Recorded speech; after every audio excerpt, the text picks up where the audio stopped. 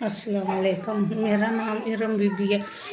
4 बच्चे ने निके निके। मजदूर घर वाला कि घरे वाला मजदूर है कि दिहाड़ी लग जाए तो आटा दाना मुलदार चीज़ मुल दी लग जाए दिहाड़ी तो आटा दाना लै भी देना लगे तो नहीं लिया। उन्होंने बच्चे भुखे रहते 2-2 दिन बच्चे भुखे रहते हैं।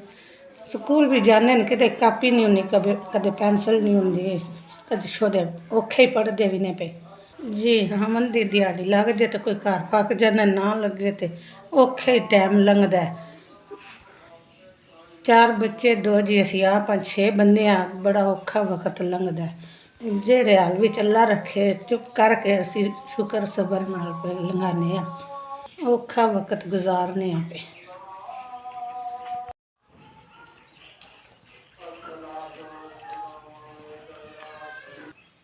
जी बड़ी मेहरबानी तुहाडा घलिया 5000 रुपया आ गया।